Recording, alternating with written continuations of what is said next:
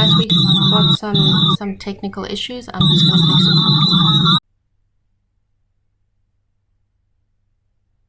Sounding better? Still waiting for the stream to load. One second.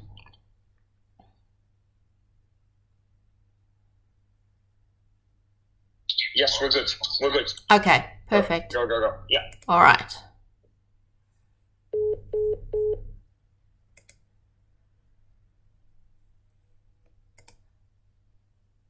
Okay, well, that was a little bit of a false start. Sounding better. Hopefully you all see and hear me well now. Still waiting for the stream to load. One second. This is my first YouTube presentation, so it's a little bit interesting. It's not like talking to someone in person. Okay, and perfect. Definitely not talking like to someone on a webinar through Google or the like. So we're going to quickly see if anyone else is well, that was a little bit of a false start. Sounding better. We might just get going. Hopefully you all see and hear me well now. So this webinar, this is my first YouTube really sort of presentation, so it's a little bit interesting. It's not like talking to someone in person. Okay, perfect. Definitely not talking to someone been on a webinar through Google or GBCAs. So we're going to quickly see if anyone else is. Well, that was a little bit of a false start. Sounding better. Just get going. Hopefully you all see and hear me well now. So this webinar, this is my first YouTube really sort of presentation, so it's a little bit interesting. It's not like talking to someone in person. Okay, perfect. Definitely not talking to someone on a webinar through Google or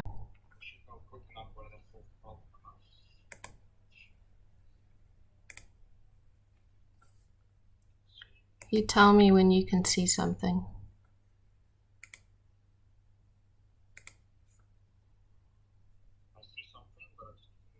Yep, okay. Does it sound better?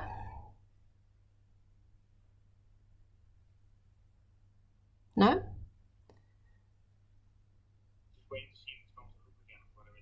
Yeah. Okay, well, I'll just keep on talking until you tell me not to anymore. Oh, goodness, it's terrible not seeing anyone. It's something that the new generation, I suppose, is used to, talking into a screen like it's exciting. Okay. All right, well, do you want to give it another go? Maybe it was the YouTube thing that was open. Okay. Okay. Okay. I think we're live. Not sure.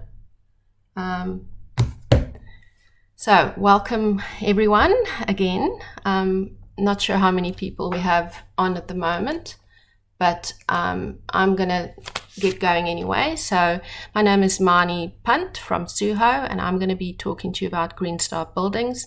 It's gonna be a short, high-level update. We're not gonna go into any level of detail in any credits or categories. It's really just to give you an introduction. We were recently given an introduction by the GBCA themselves, and maybe you missed that. So if you're a client or an architect that works with us a lot, this is just really to get you up to speed, and we can always talk about the details later. So when we launched this webinar on LinkedIn, there's this new nifty feature that allows participants to ask a question before the webinar. So we've had our first question already from Jeff in true Jeff Robinson tradition. What do you think will be the most difficult aspect of the new Green Star tool for builders to comply with? So I want to make this little webinar a little bit more interactive. So I'm challenging our participants to either answer in the event on our LinkedIn page or in the chat while I'm talking. Just give us your views, and then we can talk about it at the end of my discussion. So getting into the presentation, I'm firstly going to be talking and giving a little bit of recap about the evolution of the buildings tool, where it came from, the timelines for uptake and the overlap. 5 things that the GBCA identified that they think we need to know about Green Star Buildings, the proposed point distribution, the rating tool structure, and how the rating tool is calculated. Okay, so if you've worked with Green Star before, you'll remember the legacy tools. There were quite a few. It would be office, retail, education, various interiors, but these ratings were independent ratings. So you could rate a design rating, an office building for a design rating, or an as-built rating, and choose either or. So initially, a lot of buildings might have only pursued a design rating, and they never proved how the building was actually built and constructed. So in the evolution, the design and as-built rating made it mandatory for as-built ratings to be certified with an optional design review. So it swapped the tables a little bit. Now, with buildings, the as-built rating is mandatory, with the design assessment, and there is the difference, as being optional. So the logos and branding has changed a little bit as well, as you can see there on the right. So the big question, timelines for uptake. So since its launch in October, projects were able to register for Green Star Buildings, and that will continue forward. You can still register your project for the design and as-built rating until December 2022. So from January 2023 onwards, all buildings will need to be registered with Green Star Buildings. So there's still opportunity to use both at this stage. So 5 things, we're going to be talking about them after this. So the new definition of a sustainable building, the aim to meet the Paris Agreement, how it responds to sustainability megatrends, there's very clear expectations that's been set for new buildings in this rating tool, and I'll talk about that. And like every change in a tool, it brings those opportunities to provide transformation in the industry, and specifically this time in supply chain.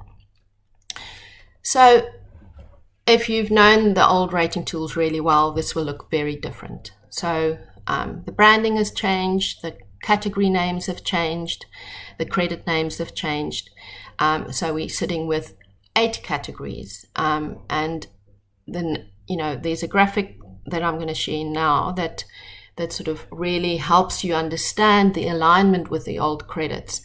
But you'll also see new credits, which is really exciting.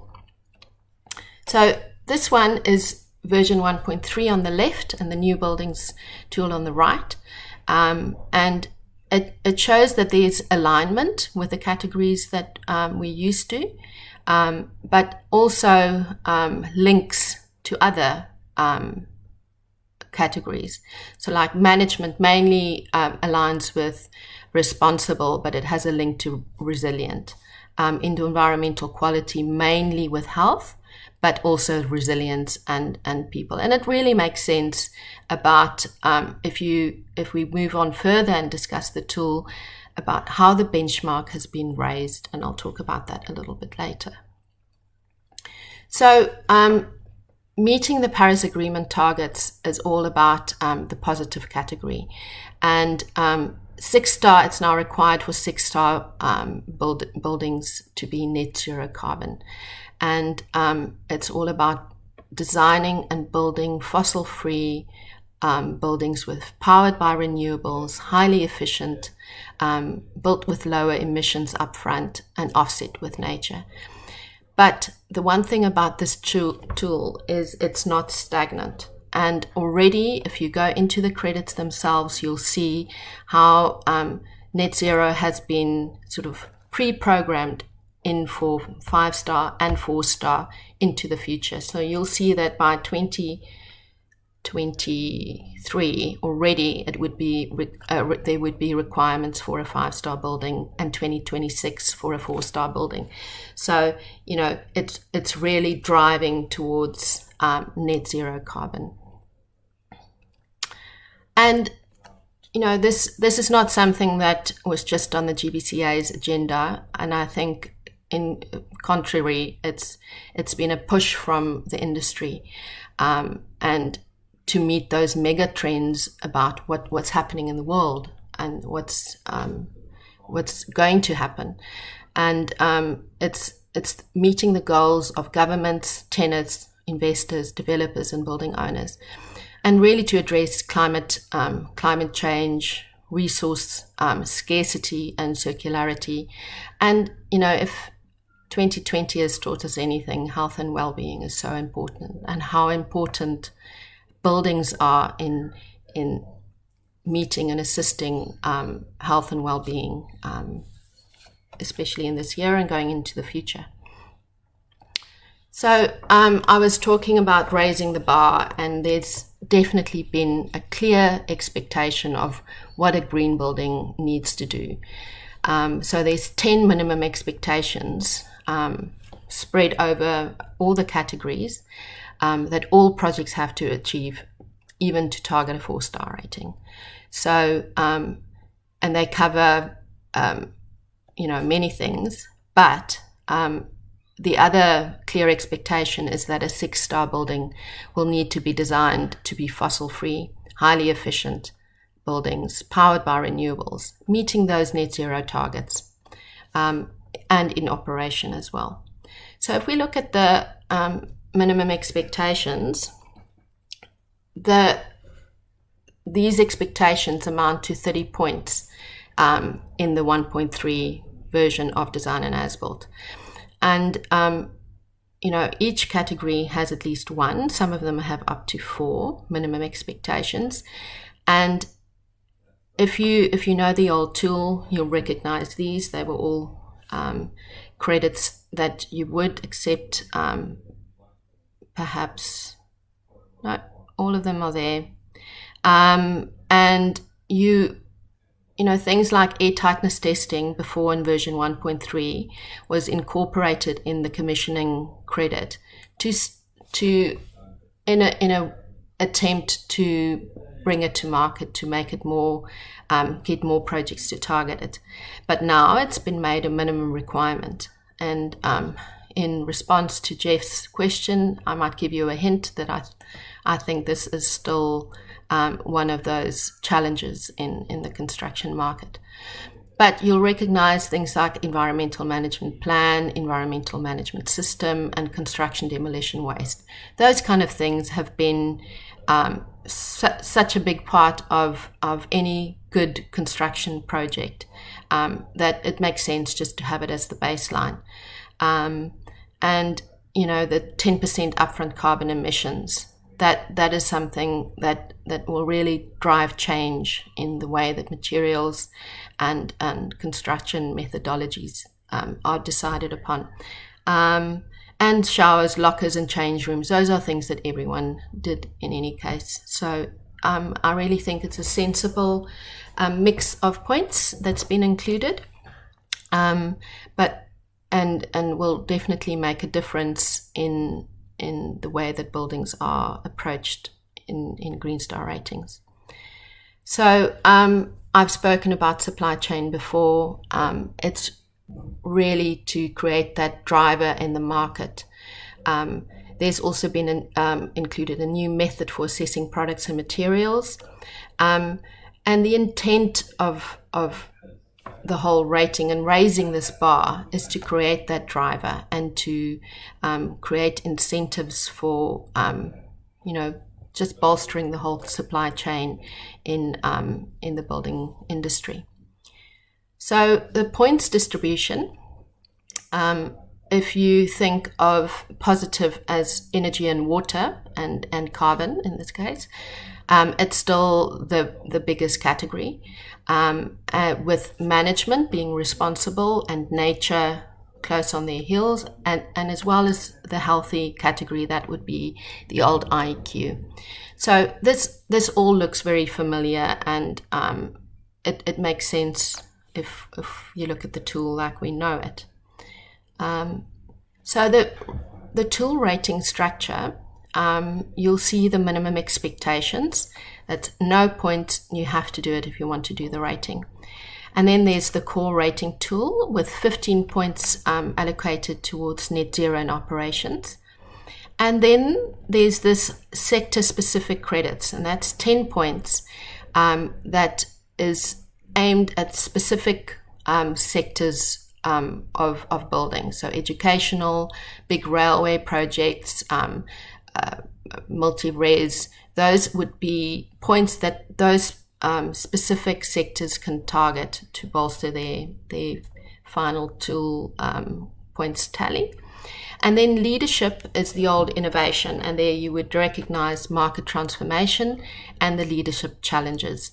And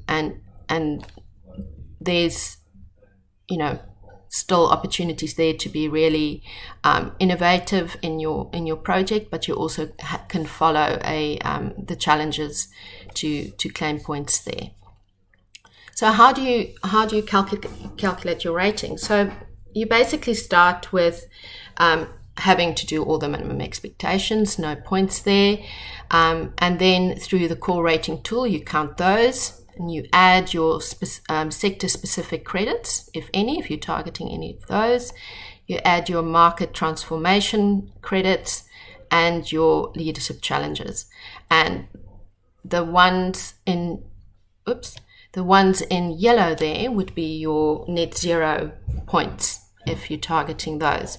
So there's different avenues that you can get to various points categories, but the interesting thing is that now to achieve a 4-star, which is best practice, you'll need a score of 15, which might feel strange for consultants having worked with Green Star a lot before. And then 5 stars, 35, and 6 star is 70 points. But if you think that minimum expectations is 30 points, 4-star, that puts 4-star up at 45, and which was the score that we needed in design and as-built. And you can see already straight away that the bar has been raised for 5 and 6 star buildings, because that puts 5 star at 65 and 6 star at a cool 100. So the bar has been raised, and I find that with any tool where you include so many of the base points, that it really becomes about outcomes, and I'll talk about that a little bit later. So if you want to know more about the GBCA's training and from themselves, there's been some training already about the health category, and there's one coming up in February about the resilience category, and three iterations of the Buildings Advanced course in February, March, and 21st of April. And then Jess Allen from Suho will be doing a webinar in 2 days' time, specifically looking at air tightness. And I encourage you to go and listen to her, because she'll be talking about the minimum expectation as well as the credit itself. So now back to Jeff's question, and I'm just going to open up the YouTube chat to see if there's been any questions. If I can just get there, hold on a sec.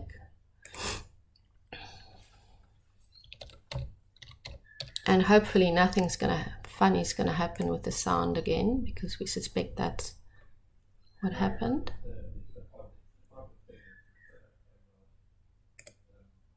And then I'll start talking about my views about Jeff's question, and we can address anything.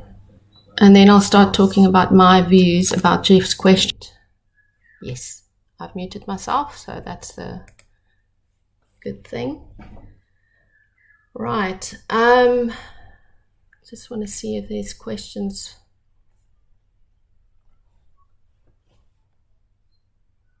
Okay, there's quite a few there.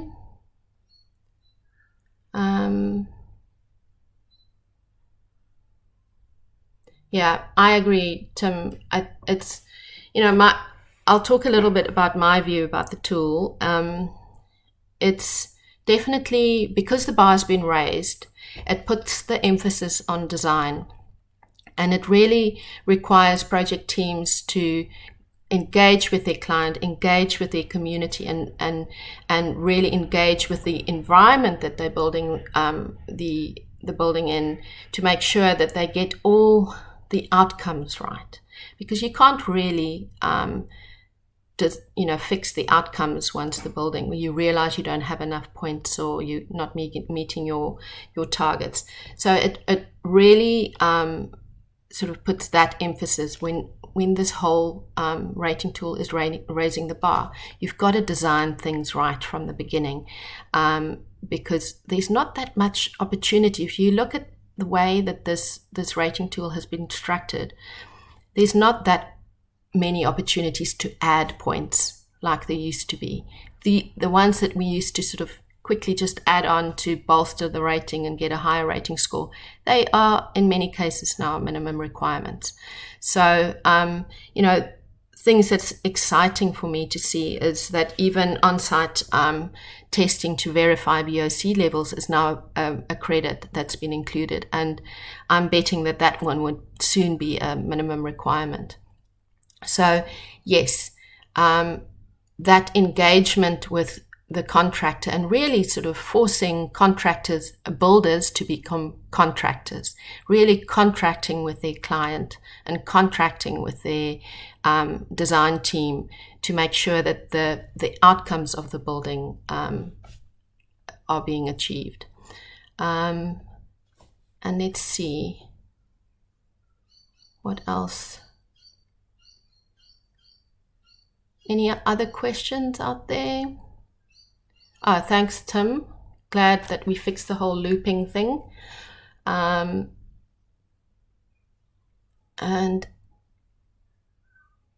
I'll check LinkedIn to see if you guys left anything in the LinkedIn chat. Nope. Okay.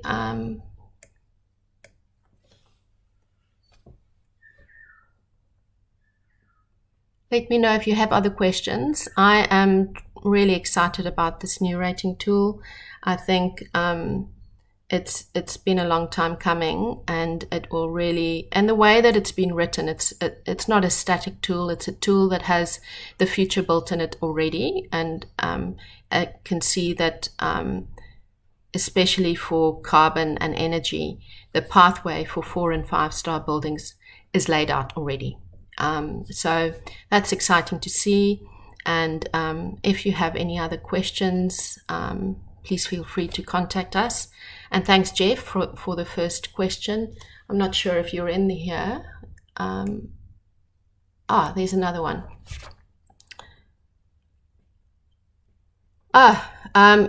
E-Tool, thanks for your question. I think it probably will be a challenge, and that's why it's been sort of pushed into the 5-star category. And it's all about setting up the industry and really having all the information and suppliers available. So it's raising the benchmark. So I think it will be challenging, but we definitely, the early uptake of the tool will definitely set the trends and help the rest of the industry. If you remember how difficult it was initially to just get VOC paints done, and how quickly the market transformed, I feel the quicker the uptake will be for embodied carbon reduction in buildings, the easier it will become for the whole industry. Noi, thanks for your question. I think the whole minimum requirement around daylight could be a little bit more focused. I think at the moment the minimum requirement is a little bit vague, and it would be good if even if it's included in sectors, it could be more focused. Anyone else? Another question? I'll check if there's anything on LinkedIn.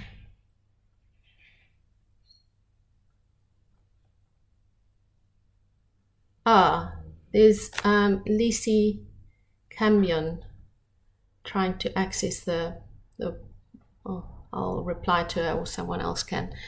But this is this webinar will be on YouTube, so you can access it any time and rewatch it, even with all the false starts. And there's another Carmen. I'm excited that there is even more emphasis on healthy materials. Yes, that is very exciting, Carmen. And what I really like about this tool as well is its alignment with tools like LEED, and definitely putting an emphasis on health and wellness. So and there's even going to be an online submission portal that is very exciting, and we'll learn more about that in the coming weeks. So that's good. Yeah. Oh, there's Tim again. Thanks, Tim. All right. Well, have a good day, everyone, and get in touch if you would like to talk more about Green Star buildings or any other Green Star rating tool. Thanks. Bye. Bye. Bye.